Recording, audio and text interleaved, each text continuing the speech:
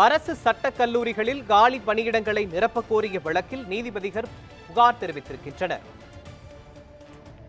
இது பற்றிய மேலும் விவரங்களை வழங்குவதற்காக நமது செய்தியாளர் சையது நிஜாமுதீன் இணைகிறார். சையது நிஜாமுதீன், இது பற்றி முழுமையான விவரங்களை பதிவு பண்ணுங்க.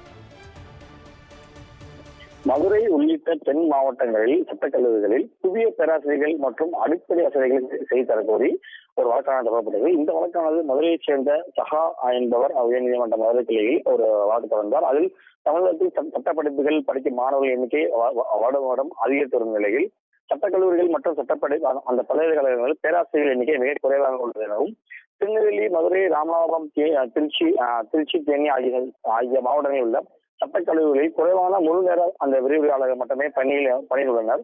இந்த கல்லூரிகளில் முழு நேரம் மற்றும் பகுதி நேர அந்த விரிவுரையாளர்கள் பணிகள் காலியாக உள்ளனவும், இதனால் சட்டப்படிப்புகளில் படிக்கும் மாணவர்கள் முழுமையாக தங்கள் படிப்புகளை கற்க முடியாத சூழல் ஏற்படும் எனவும் தெரிவித்துள்ளார்.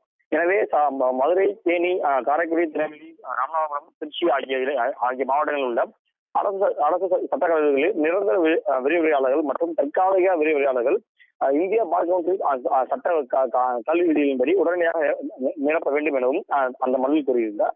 இந்த வழக்கானது நீதிபதிகள் சுப்பிரமணியன் மற்றும் விக்டோரியா கௌரி அமர்வு முன்பு விசாரணை கண்டது.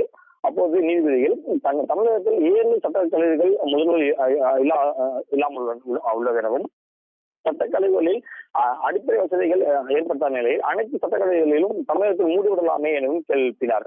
மேலும் தமிழகத்தில் மொத்தம் எத்தனை சட்டக்கல்லூரிகள் உள்ளன, அதில் விரிவுரையாளர்கள் அந்த பணியாளர்கள் என எத்தனை மாணவர்கள் எத்தனை பேர்கள் பயின்றனர் எனும் கேள்வி நீதிபதி அரசு சட்டக்கல்லூரிகளில் எத்தனை மாணவர்களுக்கு எத்தனை பேராசிரியர் என்ற விகிதத்தில் பொறுத்துக்கொள்ள எனவும் கேள்வி எழுப்பினார். மேலும் சட்டக்கல்லூரிகளில் எத்தனை பேராசிரியர்கள் அல்லாத பணியிடங்கள் ஒதுக்கப்பட்டுள்ளது, அதில் எத்தனை காலியாக உள்ளது எனவும் கேள்வி நீதிபதி இது குறித்து உயர்கல்வித்துறை முதன்மை செயலர் விரிவான பதில் அளிக்க உத்தரவிட்டு வழக்கு விசாரணை அக்டோபர் 3ஆம் தேதிக்கு ஒத்திவைத்துள்ளார்.